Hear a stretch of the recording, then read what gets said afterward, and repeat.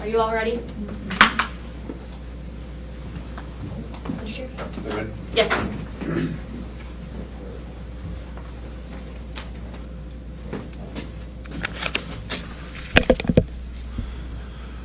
Good morning. I'm Under Sheriff Pat Ivey, and it is without pleasure that I announced this morning the arrest of one of our employees. I'm announcing the arrest of just shy of 4-year veteran corrections officer Hunter Jean. He's being arrested for 3 different crimes. The first is deliver and distribute methamphetamine, which is a second-degree felony. Deliver and distribute marijuana, which is a third-degree felony. And introduction of contraband into a detention facility, which is a third-degree felony. The arrest stems from information that was received back on October 20th of this year in reference to the possibility that somebody was indeed entering contraband into the detention facility or jail. It culminated this morning, early morning hours, with our Integrity and Special Investigations Unit able to conduct an investigation and indeed verify that the offenses were occurring.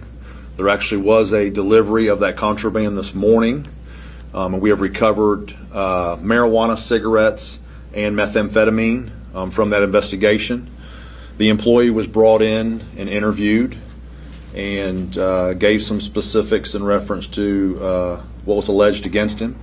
He was arrested and he has resigned his position with the Jacksonville Sheriff's Office. So this marks the 10th arrest in 2020 of JSO employees, 4 of which are corrections officers, 4 of which are police officers, and 2 are civilians. So with that, I will take any questions you may have. How long do you believe he had been dealing in these drugs, sir? So we will have to go back. That's part of this. We will go back and look at if we can tie any other times, but I would suspect that this is not the first time. Follow-up question, sir. Do you have any idea exactly how much methamphetamine and marijuana he might have been dealing in, sir? I know that he was able to carry it in a small package, but I don't have the actual weights with me here. Thank you. As far as distributing that to the inmates inside the jail, do you have an estimate on how much of those drugs made it into the hands of inmates? So the actual delivery occurred, and then it was immediately seized after delivery, and he was taken into custody. So none of the drugs from this delivery are in the hands of any inmates at this time. But it could have been from previous. That's hard to tell. Like she's already asked, we go back and we see how many times we can, if we can, and see if it happened before. We do take the time then to go back with the inmates and see if any potential inmates are would be charged with any additional charges in reference to the situation, but that'll also be in the future. Sir, do you know approximately how much he was selling the methamphetamine and the marijuana for to the inmates? Do you have a... So it's looking more like he was paid to get this, not that he's actually selling like he's the dealer. That's what it looks like at this point. But again, some of that, those finer points will come out further later. Are there other people involved? At this time, we have no indication of other people. But if they are, we'll figure it out, and they'll meet the same fate. Anything else? One last question. If an inmate were to have found this contraband or drugs, what additional charges would that be?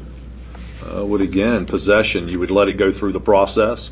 Remember, you are the receiver, so it's funny, the law is not very specific on, it's very specific on possession, it's very specific on selling or distributing. So if you receive it, you have possession of it, that would be a charge. And I would say this is, I get asked after I do one of these, how does this make me feel? I would say I encourage law-abiding citizens to come apply with this agency. This is a very good agency.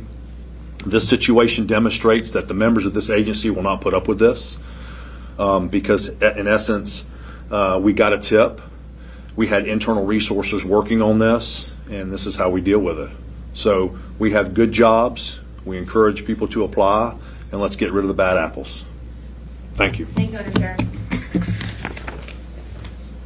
you have the correct spelling of his name? I'll get you his name, so I can remember. Thank you, ma'am.